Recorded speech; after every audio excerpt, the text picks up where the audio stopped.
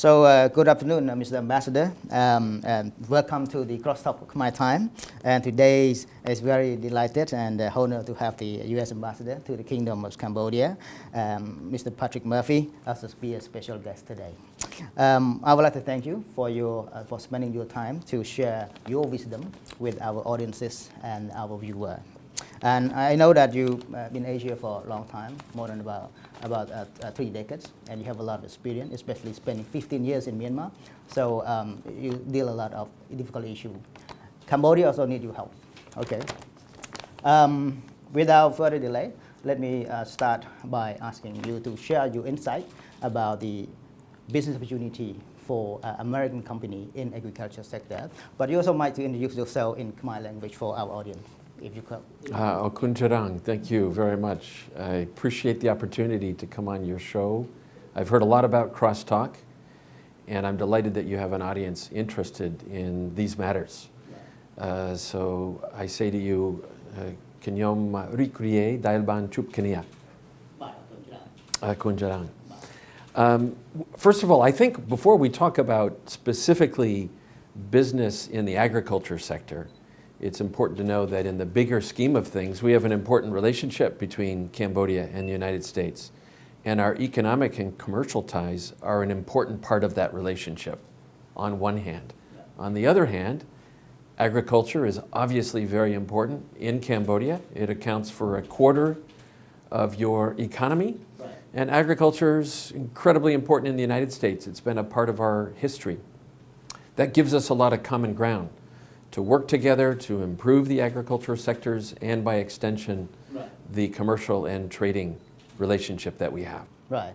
You're just here for about less than 5 months. What the opportunity that you see, the specific opportunity for the American agriculture firm in Cambodia? A lot of opportunity for a number of reasons. The Cambodian economy is expanding. But even as the economy grows, at the core, at the base, agriculture remains very important. It's an important livelihood for so many Cambodians. It's also part of your cultural fabric. So many people have connections to farms. This is a way of living. 85%, something like that. Absolutely, absolutely. And most Cambodians, if they're not on a farm now, they came from a farm, or their parents did, right, or they have relatives. I don't think that will change in the near future. So the challenge for Cambodia as your economy grows is to modernize agriculture so that you can keep up with the latest technologies and techniques, right, and be competitive on international agricultural markets, but also meet your domestic needs for feeding your population. Right. And not all members of the population have the same standard of living. And so good food and food security is very important. So there are a lot of opportunities, not just for American business, but the United States partnership with Cambodia, because we continue to have a sizable foreign assistance program here, right, including in sectors related to agriculture. Right. Why do you think that Cambodia is a great place or right place for the American agriculture company? Well, I would say it represents an important opportunity for Cambodia and for American firms. Doesn't mean it's an easy opportunity. Right. There are some challenges, some obstacles to entering the market here. Right. But most importantly, I think it's of importance for 2 reasons. There are many American companies who offer agricultural products that, as Cambodia's economy grows, can use, things that are not found here. You know, particularly grains and specialty fruits and nuts that are quite strong in the United States. Secondly, agriculture firms in the United States are improving and expanding their technology capabilities. Right. These days, even small farmers need technology. They need to use iPhones and other type of products to understand international markets, changing prices, the best inputs to get the best yields from their farms. And the United States has a lot of experience in this because our small farmers struggled in past decades, and they've had to change and adapt to emerging technologies. So Cambodian farmers want to increase their yield, they want to know where their products can go, and they have to have greater knowledge and even education So that's why a lot of their children are getting specialized education in agriculture. That's quite important as well. Yeah, but the Cambodian farmers not really, they don't have knowledge about that.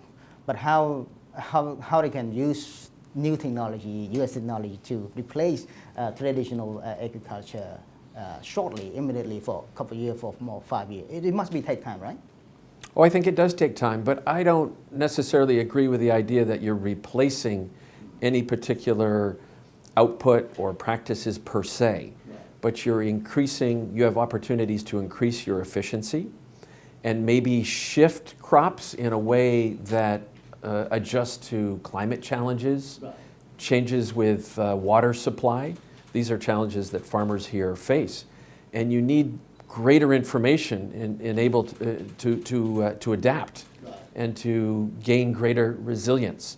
And I think that's where American companies can help. So, for example, farmers need to understand weather patterns. It's not just a matter of waking up every day and looking out. Is the sun shining? Is it going to rain today? Yeah. But you want to predict.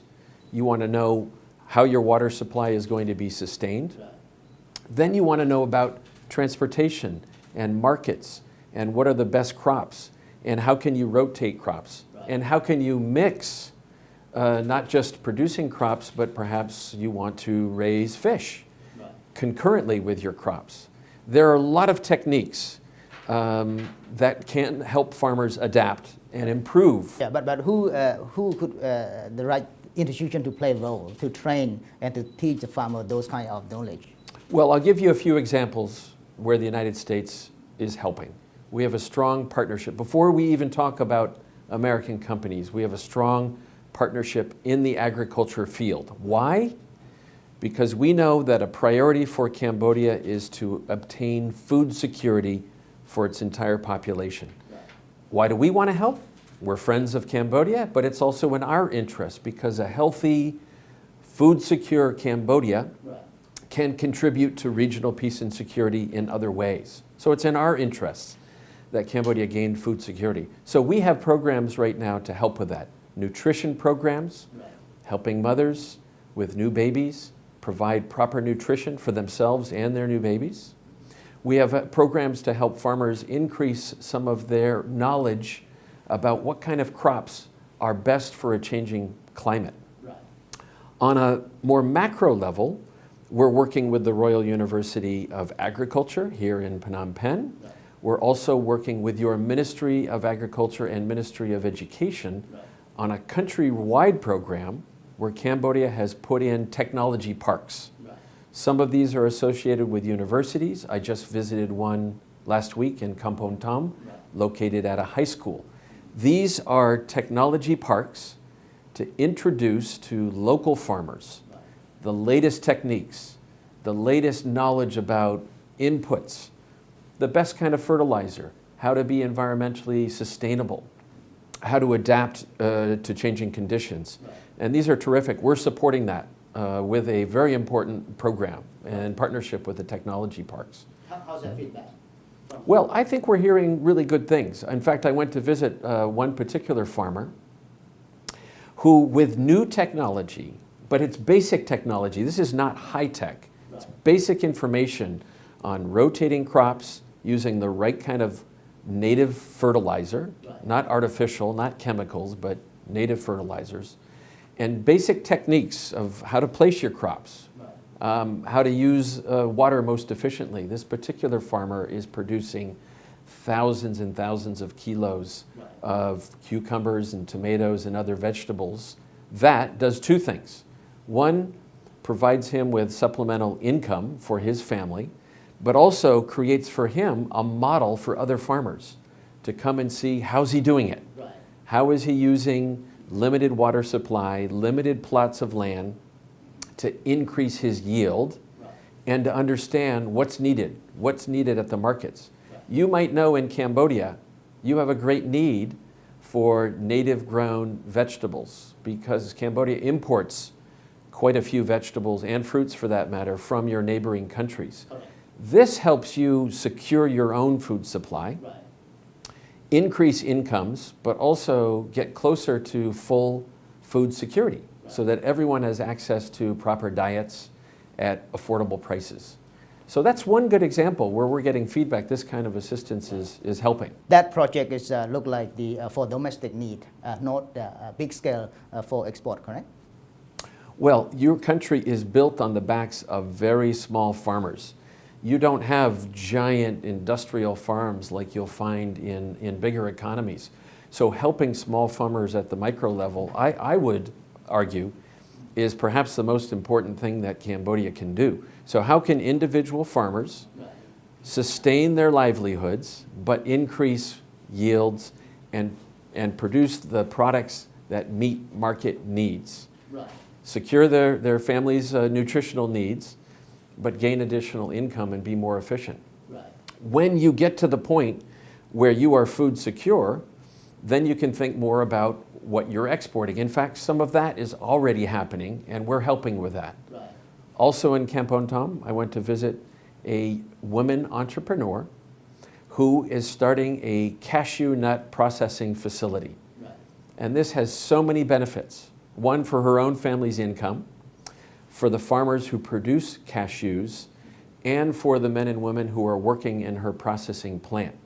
Her objective is not just the domestic market, but the international market. And she's already tapping into some big regional markets. So you see a small enterprise getting bigger and bigger each month. And that's the kind of success story that we really like, because we see that livelihoods are increasing, nutrition is increasing, and women entrepreneurs who can use some help to overcome particular obstacles are doing just that with these partnerships. Do you see American company based in America or somewhere else around in Cambodia really interested to work on that project, or this is kind of like the initiative from the embassy only? Or how the embassy approach, how the embassy help inform the American company to start or working with people, community farmer on that kind of projects?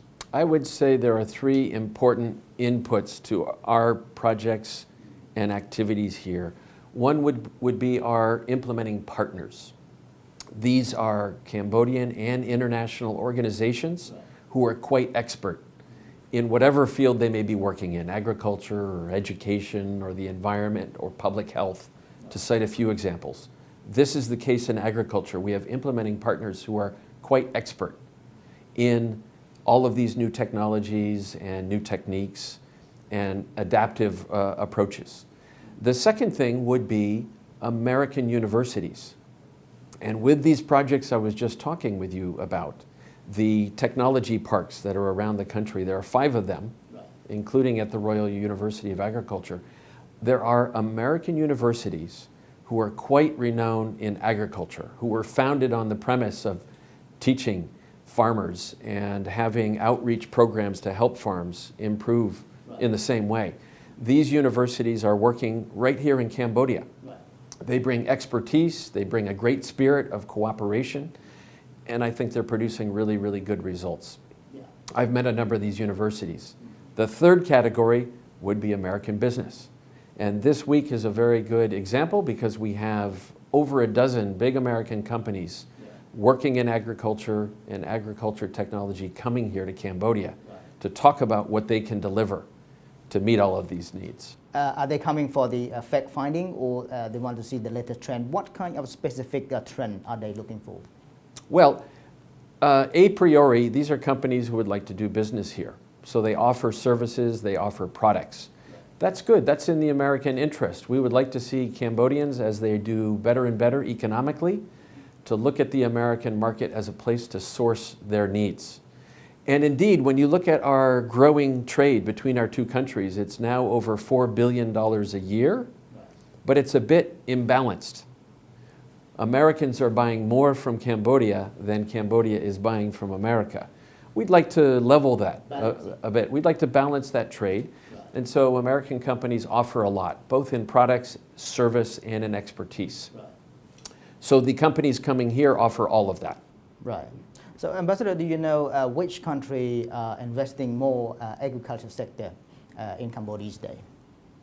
Well, that'd be a good question, I think, for authorities here. But we see U.S. investment growing here.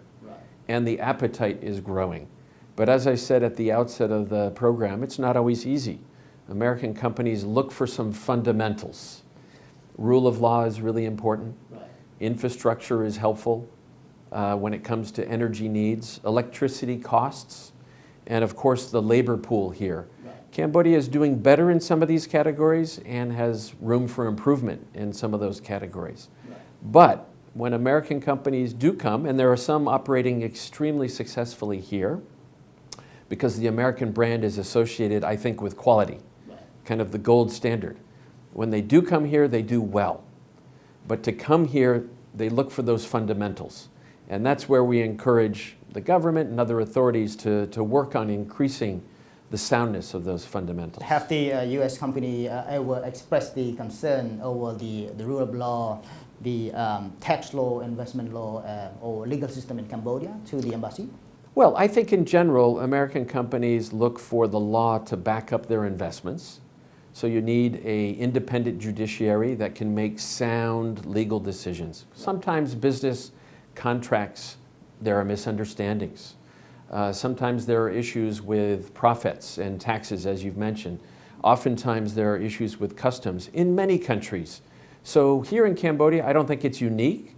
There are always these kind of conversations, how to strengthen regulations, how to improve transparency so that everyone knows what the law is and how it's applied, and to ensure that there's recourse when there are misunderstandings. But is Cambodia ready for the U.S. Company to invest? All the requirements that U.S. need, like we just mentioned, is Cambodia is already, our government are working on that to improve that kind of system, or on the way, or not yet? Yeah, well, I think it's a work in progress. You know, Cambodia is a developing country. It's come quite some distance as the country graduated from lower income status to lower middle income status. This is an economy that's getting larger and larger each year. 6, 7, 8% growth year on year has been some of the highest in the entire Asia Pacific. And your market of 17, 18 million people is not the largest market, but it's a meaningful market. And as that expands, there are more and more opportunities here. And there have been a lot of positive changes. There have been some difficulties. Cambodian politics are complicated and complex. And companies watch that. They don't get political, but they watch that to ensure that there's a strong environment they can invest in and have security, have guarantees, have something that's sustainable. And we work with companies to help them navigate and enter the market here. We encourage them. We think it's a good thing for Cambodia to see more American investment and business presence. Yeah, the nature of the business people, they always want to have the return of profit, right? So look at Cambodian market, pretty small. It's about 16, 17 million. If the Vietnam is about 100 million, Thailand 80, 70 million. If plus together with the two countries, we about 10% population compared to the two countries together. So the market pretty small. And where the product could be sold after the American invest in Cambodia, where they expect to sell those products, in domestic or export to US or elsewhere? Well, personally, I would not play down the size of the market here because Cambodia is, of course, a longstanding member of ASEAN. And when you look at the aspirational goals of ASEAN to become someday a more integrated economy, this is a market right now of 650 million people, and it's growing. And when you combine ASEAN and the United States, that's over 1 billion people. So that relationship together creates enormous market opportunities. And as ASEAN, again, makes progress towards its aspirations of closer integration, you have greater mobility of goods, services, and labor. So Cambodia really should look at itself not as a singular market, but as a piece of a much larger market. And there, the sky is the limit. As Cambodia exports, there are enormous markets here in the region. Of course, the United States is already the biggest single country market for Cambodian exports. I'm not sure many Cambodians really understand that, but yes, you have a big market in the European Union, but the United States as a single country market is the most important one for Cambodia. So distance is not a factor. And there are some comparative advantages that play very important here in Cambodia, including labor. Labor costs are more reasonable compared to some of your neighbors. And so that's quite appetizing for companies who want to enter the market here as well. Yeah, previous ambassador, he's also economist, and he pushed more economy. But your term is more likely bring actual business company to visit or find a new trend or find opportunity to invest. And while Cambodia is very close to China, and China invests a lot, both politically and economically, is that idea behind the thing that want to see more Cambodian government, want to see more American company to see balancing between U.S. and China? Is that a part of? I think it's quite separate. Politics? At the end of the day, business is business, and companies want to do well for their stakeholders and for their employees. That said, you've mentioned a country that's a big investor, a big presence here in Cambodia. And the only thing that I would say about China and Cambodia's choice of partners is we hope that all countries, all companies can play by the rules here. It's very important for American companies to have transparency and to have frameworks that build in efforts to counter corruption. That's really important because American companies are subject to American law. We have an Anti-Foreign Corruption Act, which requires companies to avoid any activities associated with corruption. So the better the environment for companies, the more you're going to be attractive to American companies. Right. And those are one of the factors, one of the issues when you have a big, heavy Chinese presence, are all of those companies playing by the rules when it comes to transparency and corruption. There's some questions about that, many observers have. Right. So I would say the opportunities for American business here are not driven by geostrategic interest because in the United States, private companies don't answer to the U.S. government. They do look to the U.S. government for help to enter markets all around the world, and that's part of my job as ambassador, to help American business here. You might know that we have an American Chamber of Commerce here, very active, AmCham in Cambodia. There are over 100 members, and membership is growing. And I think that's a sign of the opportunities and the economy here. Ambassador, do you have any feedback from the previous company? I know that about big 20 company, U.S. company in Cambodia, and hundreds of the small tax company run by Cambodian American, something like that. Any feedback, any comment from them about the investment climate in Cambodia within the past 5 years? You know, I'll look at the companies entering the market here and the ones that are quite visible for Cambodian consumers. Right.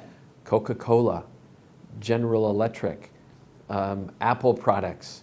Right. Many of the food industry companies quite well known, Carl's Jr., Hard Rock Cafe, Burger King, Amazon is very popular here, Starbucks. All of these companies are here, established and expanding. Coca-Cola, for example, had a somewhere over $100 million investment to expand their operations here, and they're doing quite well. So I think we're hearing positive things from companies who are here. They're dealing with Cambodian consumers who like their products and consumers who are growing in their sophistication. Cambodians like quality.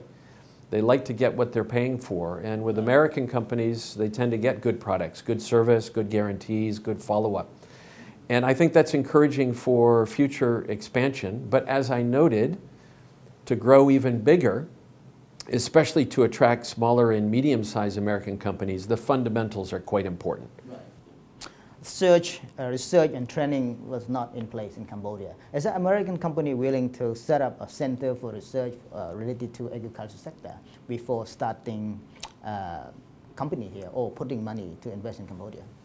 Well, that's a good question, you know, that you might pose to American companies at some point. But absolutely, for Cambodia to continue to expand, does need to look about improving the inputs for a stronger economy, including the value-added chain. Right. Cambodia is good at exporting raw products, but is naturally considering how do you graduate to manufacturing. Right. And creating some of the inputs for manufactured goods right here in the country. That's kind of the next level of development.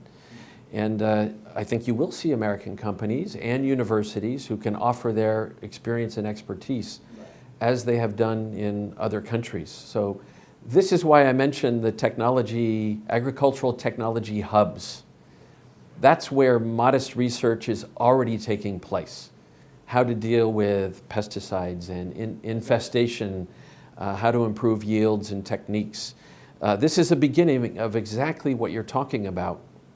And I'm quite proud to see the partnerships with these American universities. Kansas State University, I've seen University of Illinois, 7 or 8 other American universities with agriculture expertise already here on the ground working with their counterparts. Right. Cambodia have rice, Cambodia have cashew, have peppers, have sugar, have the silk, but diversification of that product is not yet in Cambodia. Is that any specific American company interested to look at one specific crop or product that to make it a proper packaging and diversify and sell out to the international market? Well, you cite some good examples, and let me take a moment to acknowledge how good the food is in Cambodia. And many of your native products are really quite unique and superb. You mentioned the pepper, Kampo pepper, some of the best pepper in the world. Your mangoes are fantastic. But you're correct. As Cambodia finds more and more export markets, you want to do some of the processing here, including for packaging, and including that you produce a final product ready for the shelves in grocery stores around the world, including in the United States. Those opportunities will come.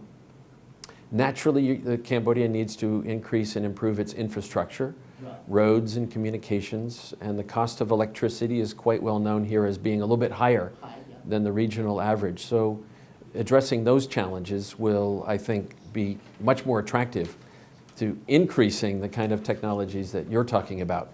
Now let's see this week. As I mentioned, we have 16 American companies coming here to Cambodia. This is one of the largest trade delegations ever from the United States, if not the largest. It includes big companies and smaller companies. Some of the big companies are extremely well known in agriculture and in technology, including, for example, ArcherMidland, but also Amazon, IBM, and others. And they will be making connections, both in terms of what the market here offers, but also what they can offer in terms of their service and expertise. And no doubt they can shed some light on what the American market is looking like now for products that are potentially going to be coming from Cambodia. Right. So tell more a little bit. I'm wondering if those companies just come to study, or they have thought in mind that they already seen a specific opportunity already in Cambodia. They want to look at and really put the money in.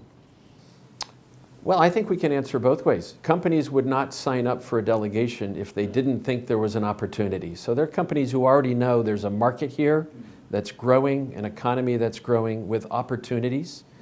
And it's not a market that's been, where the potential of the market has been fully captured. So they're coming because they know there's potential, but they're also coming to learn. Right. They'll be meeting with company counterparts, Cambodian counterparts. Right. They'll be meeting with government officials, including the Minister of Commerce, the Minister of Agriculture. So they're going to have questions. What is the market like? How can we overcome the perceived obstacles to entering the market here? So it's both an opportunity to market, but also to learn about the market and learn about the challenges and opportunities. We think it's terrific. It's why we've put a lot of work. Right. And we have experts from our U.S. Department of Agriculture who will be here helping to guide and make those connections. We've also invited companies from a few other markets to join the delegation, to join the events. Right. Because of this integration across ASEAN borders I mentioned. So you'll see companies here from Myanmar, from Thailand, from Vietnam, and even as we speak, the trade delegation is visiting Laos, right, learning about that market. So this has an expansive multiplier effect beyond Cambodia for particularly the Lower Mekong region of ASEAN. Right. Our team, they make the signs 1 minute, but I have one more question. What should Cambodian government need to be done to attract the American investor? You know, what needs to be done right now to attract investor? I'm sorry we only have a short time left. I'm enjoying the interview. I really am. Thank you for having me on Crosstalk. You know, I've already mentioned some of the fundamentals for an economy that are important to American companies, and I think they bear repeating: transparency, rule of law, infrastructure. But I would also note that outside of Cambodia, you know, to be frank, Cambodia has a mixed reputation. Some people think of Cambodia, they think of the past. It's part of our job, I think, is informing U.S. companies about current realities. That's also a job for Cambodia. Here's what's happening now. Here's how Cambodia has made progress and is moving forward. Also, you've had some political challenges in recent years. That's the honest truth. And Cambodia needs to work on that. So it is adhering to its constitution, to have a multi-party democracy, full respect for human rights, adhering to international standards. You know, companies are not going to put that on their sleeve, like this is the most important, but I can tell you, it helps the overall economic and investment climate. When government is going in the right direction, when there's good governance, the fundamentals of the political situation are solid and encouraging and moving in the right direction, that helps the rest of the environment. And it will improve Cambodia's international reputation and make it more attractive. As the ambassador to Cambodia, were you able to sort it out and turn the situation into a better climate? Well, that's fundamentally the job of Cambodians. But we're here to be a good partner. And my job as ambassador is to work with your government, the Prime Minister, the entire council, the population and civil society and Cambodian business to do everything that we can to strengthen the bilateral relationship. We have a good history, especially in recent decades, of strong partnership and collaboration. We're focusing on that this year because this is the 70th anniversary since we established diplomatic relations between our two countries. This past month, we've focused on agriculture. We'll be focusing on other areas like youth and women and education and technology, law enforcement, public health, throughout the entire year, each month a different theme. And as ambassador, I want to focus on these fundamentals because as they get stronger, then we can work on the issues where we sometimes have differences, which is natural between countries. Time is run out, but if the ambassador wants to have a few words before we close, you can. Well, I want to say thank you very much for being on Crosstalk and a chance to talk with your audience. You know, I want to congratulate Cambodians for many, many improvements in recent decades with greater peace and stability and a stronger economy, and you have a lot to show for it. We will be honest partners and friends, as we know that Cambodia will be honest with the United States when we have differences. But the thing that I want to emphasize the most about our relationship are the people-to-people ties. Governments don't do it all. We get a lot of help from business, we get a lot of help from students and tourists and people who fertilize the relationship.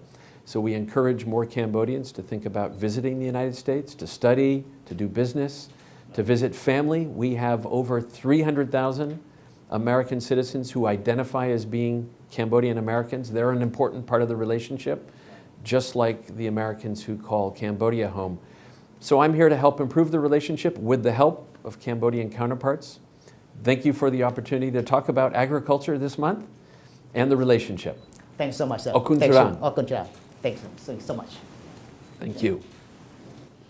Yes. Okay.